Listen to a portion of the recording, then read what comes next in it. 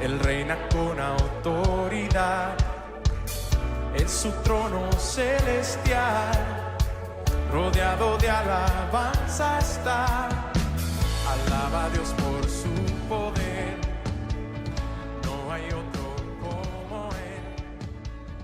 Con trompeta alaba. Vamos a empezar con preguntas y respuestas sobre la consejería bíblica. Entonces, es lo mismo la consejería bíblica y psicología. Esto era en el examen también, pero o en la encuesta, pero es lo mismo la psicología y consejería bíblica. Una pregunta, ¿hay alguien que está asistiendo aquí que es psicólogo? ¿Es posible que hay alguien aquí que sí es psicólogo? Y si usted es psicólogo, gracias a Dios, espero que Dios le haya usado para ayudar a personas. Pero vamos a ver un poquito de la diferencia en este momento. Primero quiero decir que si usted es psicólogo, yo le amo en Cristo. Y yo tengo amigos que sí son psicólogos y no quiero que piensen que estoy, pues sí vamos a hablar un poco de las diferencias, pero yo le doy gracias a Dios y vamos a ver los áreas en común primero. Primero, ambos están enfocados en el alma. Psico es alma y comportamiento de una persona. Las personas que son psicólogos aman a las personas, espero. Los psicólogos cristianos aman a sus aconsejados, bueno, yo creo. Y nosotros como cristianos amamos a nuestros aconsejados, a los hermanos de la iglesia. La segunda es, ambos intentan de cuidar a personas lastimadas. Los dos queremos ayudar a las personas y es una buena meta ayudar a las personas. Y ellos, los psicólogos y nosotros queremos ayudar a personas lastimadas. La psicología es buena en la observación. Por ejemplo, el año pasado cuando estaba empezando COVID, en Estados Unidos, cuando estaba empezando y empezaron a cerrar todo, todos fueron al súper y ¿saben qué compraron? Papel higiénico.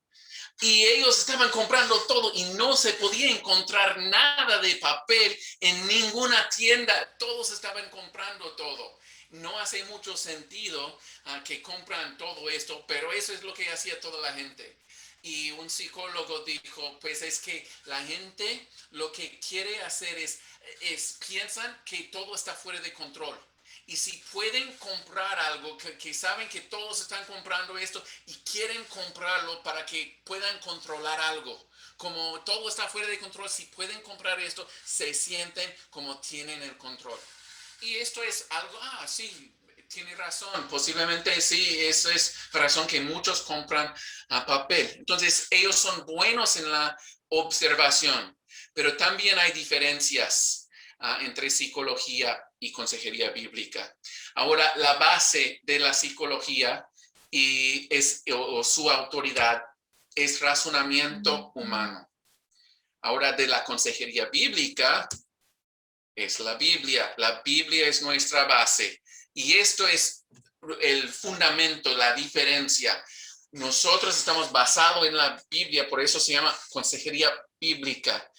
Y realmente no hay base, autoridad, nada más es el razonamiento humano. Y en la psicología hay muchas teorías diferentes de la consejería bíblica. Por ejemplo, algunos en la psicología dicen que el problema es el ambiente.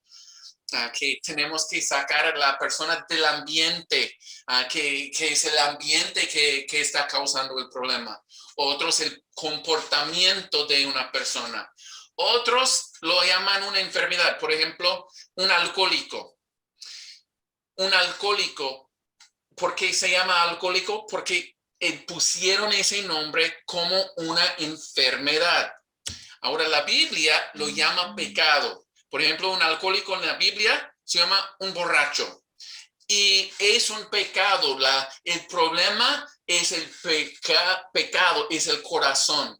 Esto es la raíz del problema. Bueno, en los otros de sufrimiento es otro caso. No siempre es el pecado en estos casos, pero normalmente en la consejería la raíz es el pecado. Ahora, ¿cuál es la meta? ¿Qué es lo que queremos lograr? La meta es cambio de comportamiento y felicidad para algunos, depende en la teoría, pero quieren un cambio de comportamiento. Quieren que el aconsejado quitamos de este ambiente para que se siente mejor, para hacer ese cambio. ¿Y cuál es la meta en la consejería bíblica? Así es, la gloria de Dios. Esto es lo que nosotros queremos lograr con los aconsejados. Entonces, sí hay una diferencia entre la psicología y la consejería bíblica. ¿Dónde están las respuestas a los problemas en la vida? En el corazón. Bueno, el problema está en el corazón, pero las respuestas están en la Biblia. La Biblia tiene las respuestas. Entonces, ¿por qué nosotros como pastores, como líderes en la iglesia, mandamos a personas de la iglesia a alguien que va a usar métodos humanos para ayudar a una persona cuando nosotros tenemos la palabra de Dios? Tenemos las respuestas en la Biblia. Entonces, esto nos lleva a la segunda pregunta. ¿Es suficiente la Biblia para todos los problemas del ser humano? Sí, amén. Sí, amén. Muy bien. Segunda de Timoteo 3, 16 y 17. Toda escritura es inspirada por Dios y útil para enseñar, para reprender, para corregir, para instruir en justicia, a fin de que el hombre de Dios sea perfecto, equipado para toda buena obra. Entonces, primero vemos aquí que es inspirada por Dios. ¿Qué significa la palabra inspirada? Su origen. Que sale de él, de sus entrañas. Muy bien, sí. Y significa que nosotros tenemos la palabra de Dios. Dios dice estas palabras. Esta palabra viene de Dios. La Biblia, lo que tiene es su palabra para nosotros. ¿Qué hace para nosotros? ¿Es útil para qué? Para redarguir. Redarguir. Instruir. Primero. Instruir. Enseñar, redarguir o reprender, corregir e instruir en justicia. Entonces vamos a ver los cuatro para enseñar. ¿Qué nos enseña? Nos enseña acerca de Dios, nos enseña la gloria de Dios, nos enseña lo que hizo Jesús por nosotros en morir en la cruz. Vemos todo esto y nosotros podemos aprender de la palabra, aprendemos acerca de Dios, aprender cómo podemos tener el pecado perdonado, y es útil para enseñarnos todo eso, pero también para reprender. ¿Alguna vez has leído la Biblia y sentiste que fuiste reprendido, redarguido o regañado por la Biblia? Que, sí, se siente, lees la Biblia y reconoces que está mal. Y esto es lo que hace la Biblia. Nos enseña, segundo, nos reprende cuando estamos mal, pero no solamente nos reprende, nos corrige, nos enseña, ok, nosotros metimos la pata, ahora ¿qué hacemos? Para corregir el problema, nos enseña cómo corregir el problema. Y el cuarto, nos instruye en la justicia, nos instruye cómo vivir la vida en la vida cotidiana. Entonces, la Biblia es inspirada por Dios y es útil. ¿Para qué? Vamos a leer otra vez Versículo 17, a fin de que el hombre de Dios tiene conocimiento equipado para hacer algunas buenas obras. ¿Eso es lo que dice versículo 17? No. ¿No? Para toda. Sí, para toda buena obra. Yo lo cambié un poquito. Aquí esto lo que realmente dice, a fin de que el hombre de Dios sea perfecto, equipado para toda buena obra. La Biblia es suficiente para toda buena obra. Nosotros tenemos la respuesta para la vida en su palabra. No necesitamos otro libro. No necesitamos razonamiento humano. Tenemos la palabra de Dios y es suficiente. Ahora, hay otros pasajes que podríamos leer, pero no tenemos el tiempo ahora. Salmo 1, 19, 119, Romanos 15, 10, 2 de Pedro 1. Y yo creo que están en sus notas y lo pueden buscar después. Pero ¿hay algún problema en que la Biblia no sea suficiente? No. Es una trampa. No. Sí. Los problemas físicos. Por ejemplo, este hermano en Australia, la Biblia no puede sanar su problema físico. Pero todos los otros problemas, la Biblia tiene las respuestas. Los problemas emocionales, la Biblia tiene las respuestas. La Biblia es suficiente para todo. Ahora, los problemas físicos, debemos ir a un médico. Pero si no es un problema físico, la palabra de Dios. Ahora, hay veces que hay un problema físico que afecta el cuerpo o le afecta el cuerpo emocionalmente. Por ejemplo, hay algunos medicamentos que se puede tomar que puede causar depresión. Y este no es un problema de pecado, esa depresión. Eso es un problema del cuerpo y debe ver un médico por eso. También problemas con los tiroides es otro ejemplo. Una persona que tiene problemas con sus tiroides puede estar deprimido sin razón y es por el problema físico. Pero si en la raíz no es un problema físico, la Biblia tiene las respuestas. ¿Ok? Ahora, ¿quién debería ejercer este tipo de ministerio? ¿Quién debería ejercer este tipo de ministerio? Ya lo contestamos, pero vamos a leer aquí en Gálatas 6:1. Dice, hermanos, aun si alguien es sorprendido en alguna falta, ustedes que son espirituales, restáurenlo en un espíritu de mansedumbre, mirándote a ti mismo, no sea que tú también seas tentado. Entonces, ¿quiénes son ellos? Los hermanos. ¿Perdón? Los hermanos. Los hermanos de la iglesia en Galacia. Ellos, está hablando acerca de ellos, no solamente a los pastores, está hablando de ustedes que son espirituales. Ahora, los espirituales tienen que hacer esto. Ahora, ¿quiénes son los espirituales? ¿Nada más son los pastores? Quienes tenemos el Espíritu Santo. Muy bien, los que tenemos el Espíritu Santo. Si usted tiene el Espíritu Santo, eres uno de los espirituales. Entonces, si somos los espirituales, nosotros tenemos la responsabilidad de restaurarnos unos a otros.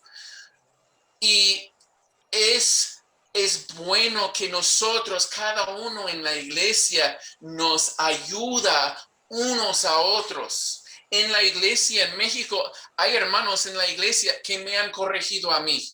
Y yo he corregido a otros hermanos en la iglesia. Y unos hacia otros se han corregido y nos han ayudado con amor. Recuerda, con amor nos ayudamos unos hacia otros. La palabra restaurar significa remediar. Es, por ejemplo, una red de la pesca. Si rompe la red, ¿qué hacen los pescadores? Tienen que quitarlo del agua, tomar el tiempo para repararlo y después ya es útil otra vez para la pesca.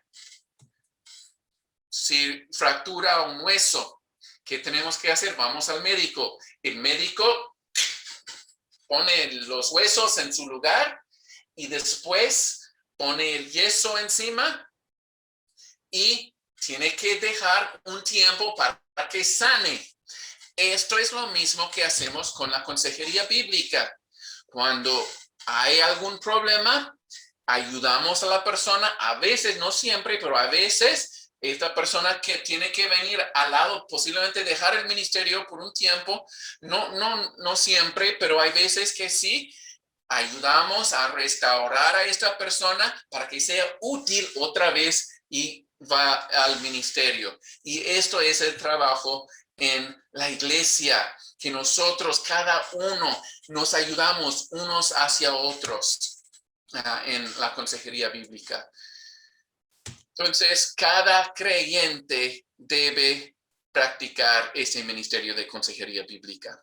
Todos en la iglesia debemos estar ayudando unos hacia otros. Ahora seguimos. ¿Por qué este ministerio es tan importante? ¿Sí creen que este ministerio es importante?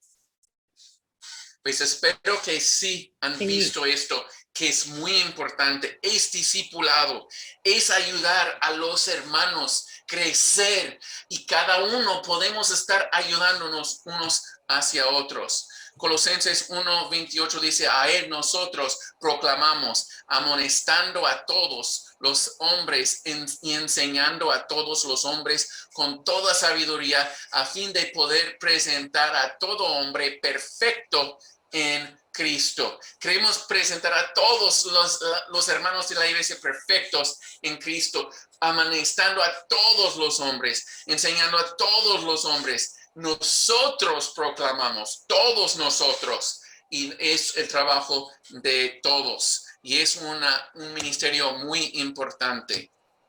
Ahora, es importante en el discipulado.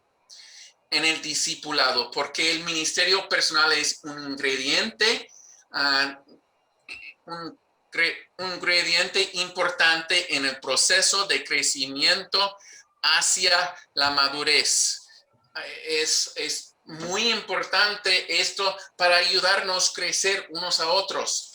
¿Es suficiente que vayan a la iglesia cada domingo y escuchen un mensaje y nada más? No, tienen que estar leyendo la Biblia y estudiándolo entre semana, pero también hay veces que nosotros necesitamos ayuda. Yo he buscado ayuda de otros hermanos en Cristo para que me ayuden con problemas que yo he pasado. Y ellos me ayudan. Tenemos que ayudarnos en el discipulado. Primero, va a ayudar a los miembros de su iglesia. Va a ayudar a los miembros. Ellos van a crecer cuando empezamos ese ministerio. Porque van a aprender cómo aplica la Biblia a la vida cotidiana. Y esto va a ayudar mucho. Ahora, un problema que yo he visto en muchas iglesias es esto. Que no hablamos de nuestros problemas, no hablamos de nuestras luchas, porque ¿qué van a pensar de mí esta persona? ¿O qué va a pensar el pastor que me va a regañar en frente de otros? Y hay esa cultura en muchas iglesias, desafortunadamente. Y esto empieza con nosotros como líderes. Nosotros tenemos que abrirnos. Tenemos que permitir que la iglesia vea cuando nosotros estamos sufriendo, cuando nosotros estamos luchando, porque nosotros también somos pecadores, salvo por la gracia de Dios. Y para poder que la iglesia se abre con nosotros, hay veces que nosotros primero tenemos que abrirnos con ellos. Entonces yo les animo a los pastores y a los líderes, a los profesores de escuela dominical, que con la gente en sus grupos, ábrense y muestran a ellos, oye, estamos aquí para apoyar. Si estás pasando algún problema, Aquí estamos para apoyar. No es para ponerte en disciplinas, para ayudarte. Y queremos ayudar. Y nosotros vamos a ayudarnos mutuamente en la iglesia. Pero empieza con los líderes para desarrollar esa cultura en la iglesia. La segunda va a ayudar al consejero en su vida espiritual.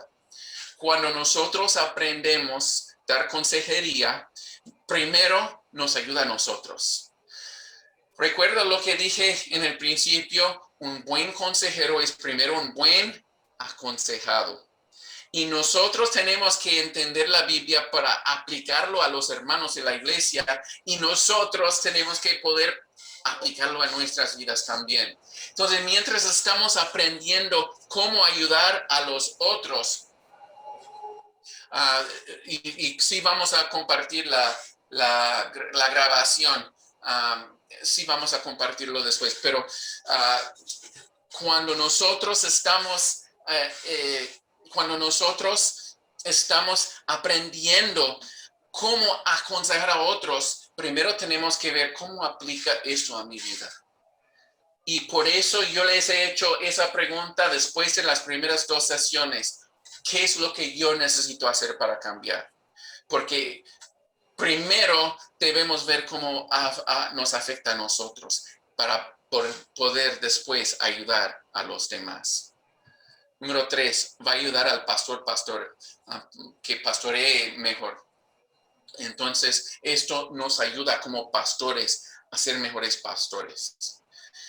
Primero, pues vamos a estar ayudando a las personas individualmente en la iglesia o como parejas o en grupos pequeños. Vamos a estar ayudándolos con sus problemas, ayudando que crezcan para que ellos puedan ayudar a otros. Vamos a estar entrenando a los hermanos de la iglesia para que ellos sirvan en la iglesia en este ministerio. En la predicación va a poder enseñar mejor. Antes de este entrenamiento, yo en mi propia enseñanza, yo enfocaba mucho en el exterior, en la conducta. Pero después, ahora yo enfoco más en una transformación del corazón. Porque si transforma el corazón, va a cambiar la conducta. Entonces, esto me ha ayudado en la enseñanza. También, como en la consejería bíblica, tenemos que tomar un pasaje y sacarlo y aplicarlo a la vida del aconsejado. En la consejería, tomamos un versículo, un pasaje, y hacemos la pregunta, ¿cómo aplica esto a lo que está pasando mi aconsejado? Y tenemos que hacerlo muy, muy práctico para que esta persona lo ponga en práctica. Y en la enseñanza, esto me ha ayudado cuando yo estoy predicando, que yo soy muy práctico por lo que yo tengo que hacer en la consejería bíblica. Incluso puede preguntar a los hermanos de la iglesia, muchas veces yo les doy tarea, tienen que hacer algo entre semana y vamos a ver esto más adelante en el entrenamiento de una parte de tarea en la consejería bíblica. Pero en este entrenamiento va a ayudar que seas mejor pastor, mejor líder en la iglesia.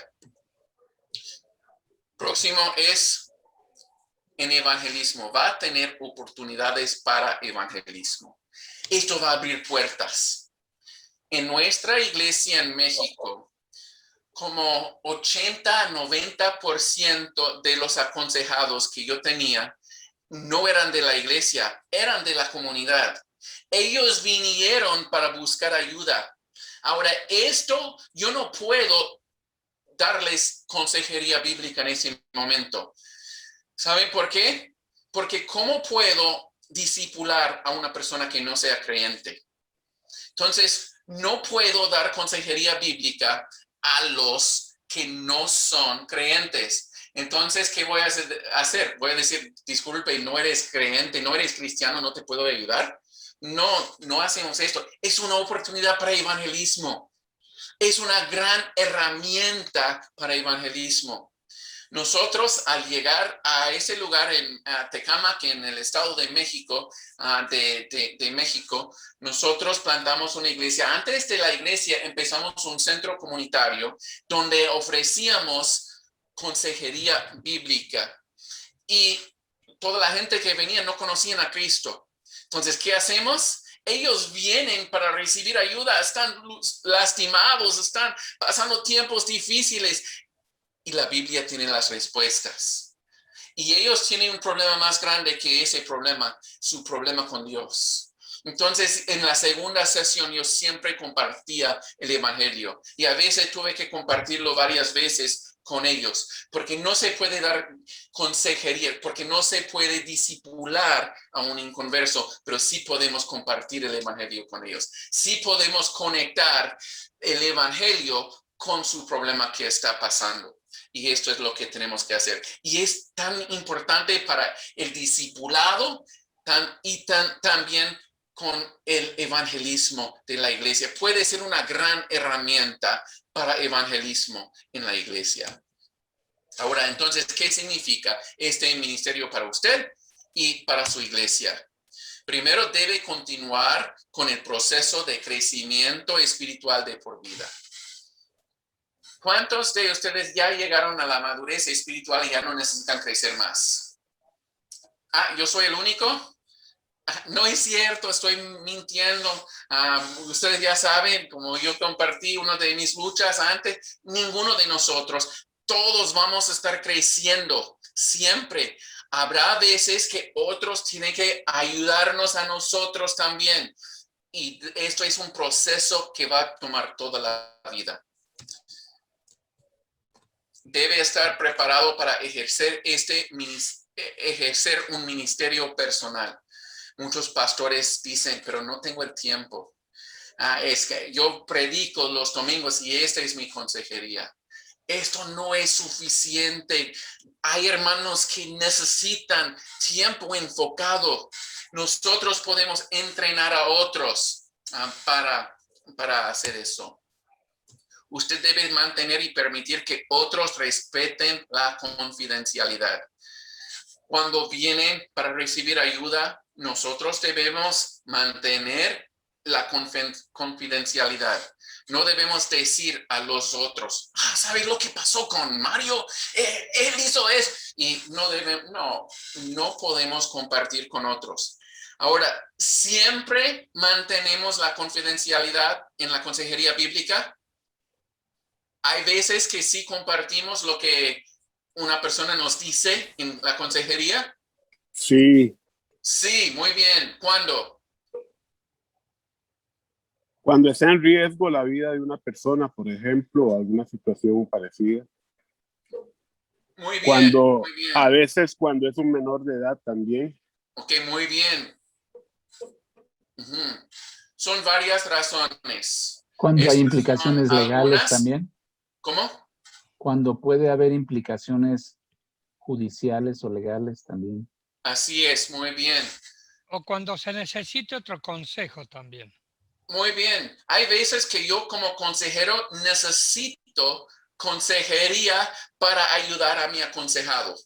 Entonces hay veces que yo voy con otro consejero y les digo, esto es lo que está pasando. Y realmente yo he intentado esto y esto y esto con esta persona. Ahora, y no estoy viendo cambios. ¿Qué es lo que recomiendas? Otro es si no hay arrepentimiento.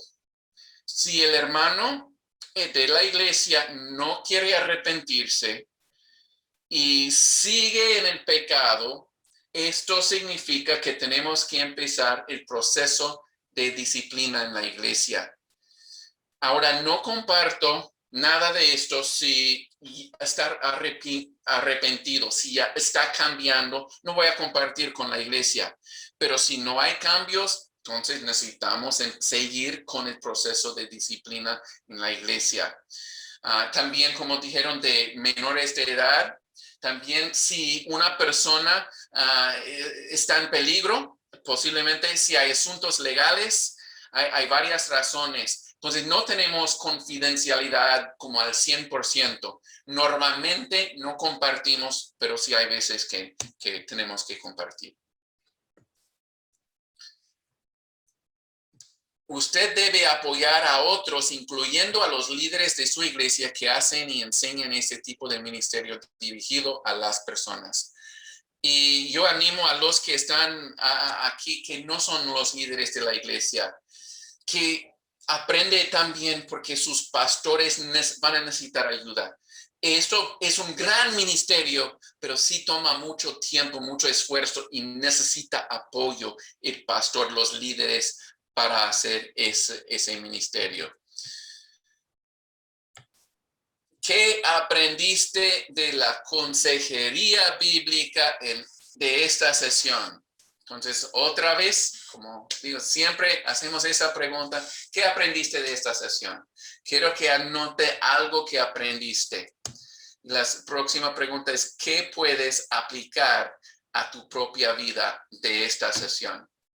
¿Qué es algo que puedes tomar, que posiblemente algo en uno de los puntos que vimos que puedes poner en práctica en tu propia vida?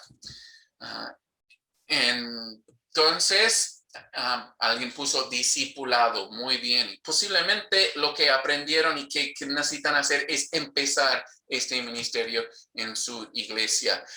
Santifícalos en la verdad, tu palabra es verdad. Ahora, esto termina en esta sección del taller. Ahora vamos a tener 2 sesiones más. Vamos a poner las preguntas hasta el final, en caso de que algunos tienen que salir temprano. Pero entonces, lo que quiero hacer ahora es otra vez a los grupos, y yo quiero que compartan en el grupo una cosa de todo lo que hemos visto, que compartan en el grupo una cosa que vas a aplicar a tu propia vida. Puede ser cualquiera de las sesiones, y algo nuevo que aprendió acerca de la consejería bíblica en ese taller.